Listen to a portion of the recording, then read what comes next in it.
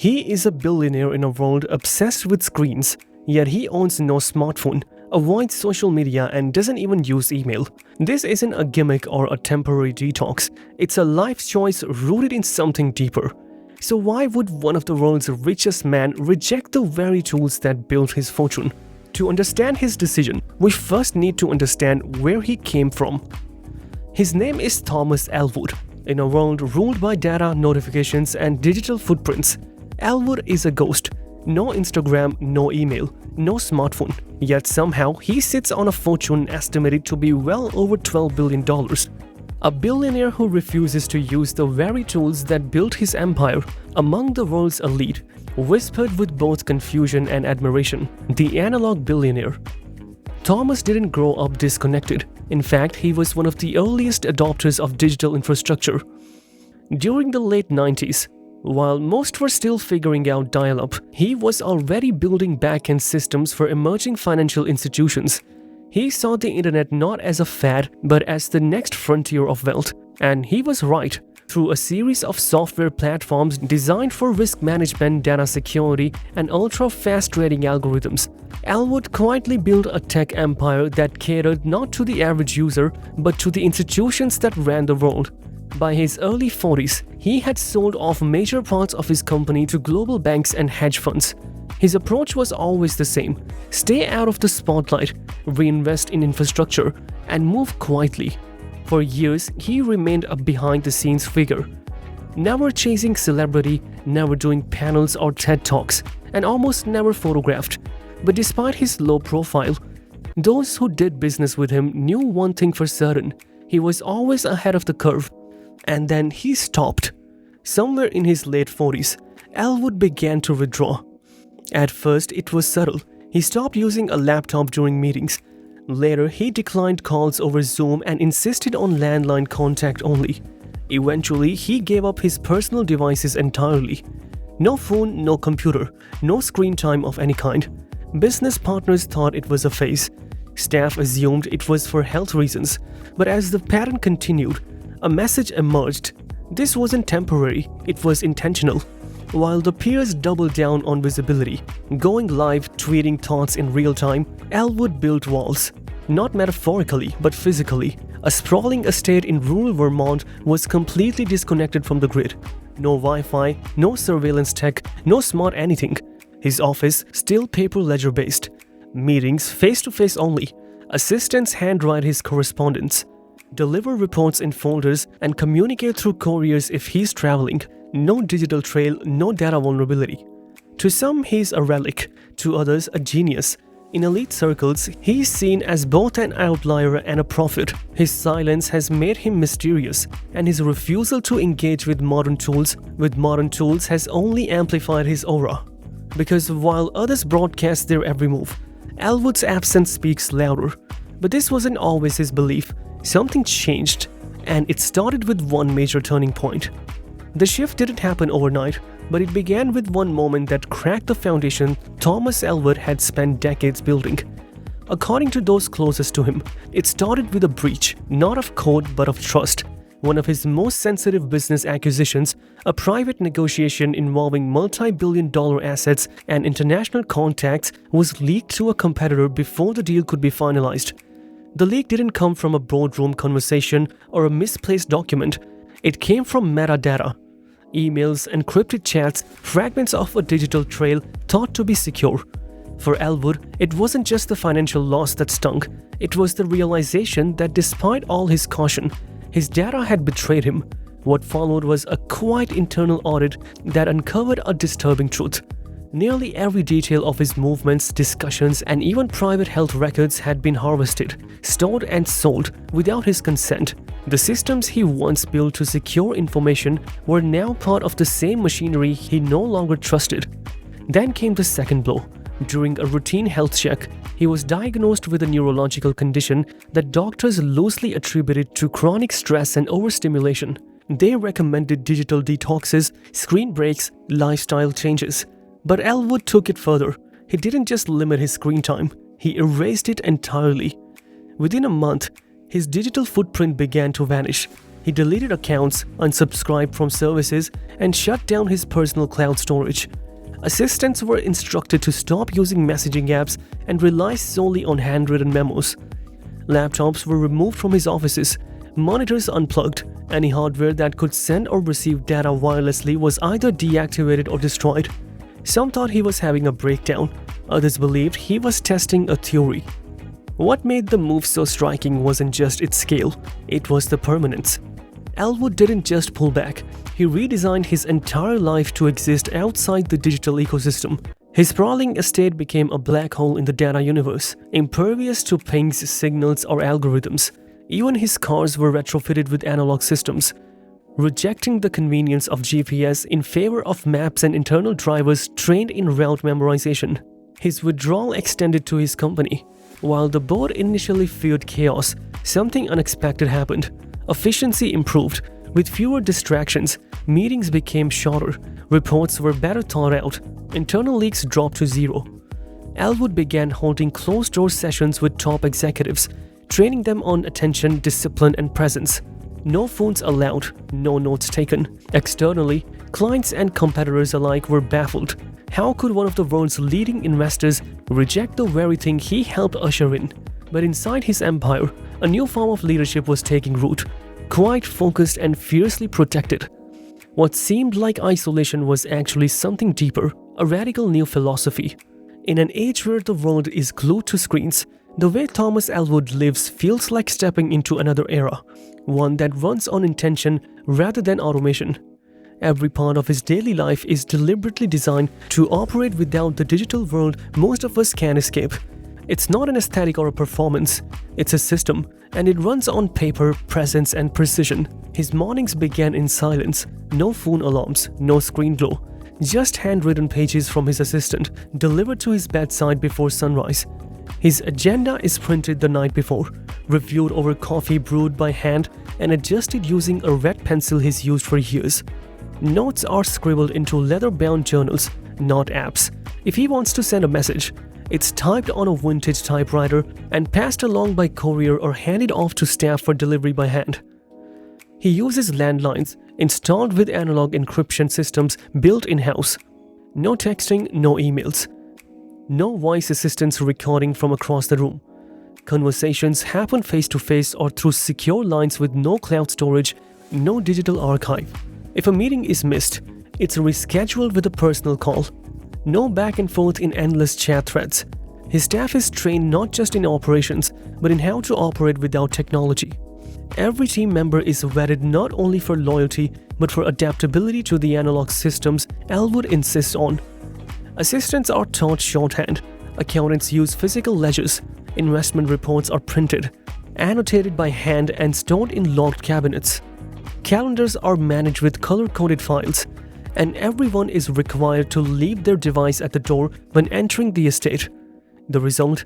A team that functions with remarkable focus, no distractions, no endless alerts, just complete attention. His homes are equally intentional. His primary residence, an 18th century estate in Vermont, has been completely stripped of digital infrastructure. No Wi-Fi, no smart locks, no security cams beaming to a cloud server. Security is handled the old-fashioned way. Trained professionals, handwritten logs, and check-in schedules with military precision. Even his private libraries are indexed by hand. When Elwood travels, he does so without digital footprints. No commercial flights, no online bookings, and no streaming entertainment on board. He uses a private aviation service that operates entirely offline. Even hotel stays, when they occur, are arranged through long-term private relationships, not booking platforms. Every move is planned, protected, and unseen by the digital systems that monitor modern movement. And yet, his productivity hasn't declined. In fact, those who work with him say he accomplishes more in a week than most executives do in a month. Without constant digital distractions, his mind stays sharp, meetings are uninterrupted, decisions are made faster with clarity. He reads constantly, real books, real pages, and without the flood of notifications. He's fully present in every conversation, every negotiation, every moment. For Elwood, Living without tech isn't a rejection of progress, it's a refinement of it. He believes presence is the ultimate luxury, the attention is the rarest commodity, and that in a world addicted to speed and noise, the quietest person in the room often has the most power. To most people, this sounds like going backward, but he sees it as moving forward. Thomas Elwood doesn't describe himself as anti-technology. He prefers the world selective. In rare private conversations and fragments from interviews long since archived, a clear philosophy begins to emerge, one rooted in attention, autonomy, and the right to disappear. For Elwood, disconnection isn't resistance, it's liberation. In a private letter once shared at a closed retreat for institutional investors, Elwood wrote, "The more we connect, the more we expose. The more we expose, the less we control. A life without limits is not a life, it's a feed." He wasn't preaching from a mountain top. He was offering a warning. In his view, modern technology hasn't just transformed how we communicate or work. It's fundamentally rewired what we notice, what we value, and what we give away without even thinking. He speaks often, at least in journals and closed-door lectures, about attention as the new currency. Not money, not data, but attention. He believes that most people today no longer possess their own thoughts. They've outsourced them to algorithms. They wake up when their phones tell them to. They feel emotion based on headlines curated by software. They form opinions shaped not by lived experiences but by metrics. If your attention can be bought, your thoughts can be owned. He once told a group of rising tech founders, and if your thoughts are owned, your choices are illusions. To Elwood, the modern digital landscape is not an ecosystem, it's an echo chamber, one that thrives on distraction and monetizes addiction. He refers to it as surveillance capitalism dressed as convenience. Every swipe, every like, every autofilled field contributes to a profile more detailed than any person should allow to exist. For someone who once architected back-end systems that powered financial networks, his critique cuts deep. He knows how these systems work because he helped build them. Yet his rejection isn't absolute. He doesn't argue that technology should be abolished. In fact, he praises it when it's used intentionally, as a tool, not as a trap. He's been known to fund research into non-invasive technology for education and communication in remote areas. He supports low-tech health innovations that operate without data mining. His argument isn't with technology itself, it's with its default settings. The assumption that faster is better, that more connection is progress, that visibility equals relevance. Connectivity without context is chaos. Another quote reads from one of his handwritten speeches. The average person checks their phone more than 80 times a day. But when was the last time they checked their values? It's this framing that drives his lifestyle. Not a fear of tech, but a belief that it's drowning out the deeper, slower parts of life that matter most. He believes that every time we reach for a device out of habit, we lose a fraction of ourselves. That silence should not be feared, but embraced. That clarity comes from solitude, and that wisdom often arrives in the spaces between notifications, the quiet moments we've trained ourselves to avoid. His philosophy is not easy. It demands intention, discipline, and most of all, a willingness to be left out, to not know the trend, to not chase the headline, to not be available 24/7. And in that absence, Elwood says you rediscover something rare, yourself. And while the world went digital, he started attracting attention from people who wanted out. At first, Thomas Elwood's retreat from technology was seen as eccentric, an old-world billionaire stuck in his ways, disconnected from the future he once helped shape. But then something unexpected began to happen, quietly in boardrooms and gated communities. In mountaintop resorts and private island villas, others started to follow his lead. It began with curiosity. Hedge fund managers and even a few celebrities began asking questions, not about his investments, but about his silence. How did he manage his empire without a phone? How could someone that disconnected still outperform markets, maintain influence, and seem sharper than ever? Then came imitation. A handful of tech founders and ultra-wealthy investors began experimenting with analog weekends. No devices, no screens, just paper journals, in-person dialogue, and uninterrupted thoughts. Elwood's private lifestyle sparked something many hadn't realized they were missing: attention, real undivided attention. Suddenly, tech-free retreats were in demand. Elwood didn't create them, but his example breathed new life into them. High-end wellness resorts in the Swiss Alps and rural Japan began advertising total digital disconnection, not as deprivation, but as luxury. Handwritten letters replaced texting. Meals became multi-hour conversations. People paid tens of thousands just to remember what it felt like to think without a screen nearby. It wasn't just wellness. Entire industries began adapting to the trend. Designers started building homes that mimicked Elwood's analog sanctuary. No smart systems, no Wi-Fi routers, no apps to dim the lights or change the music. These homes offered privacy not just from paparazzi, but from data tracking, surveillance, and digital noise.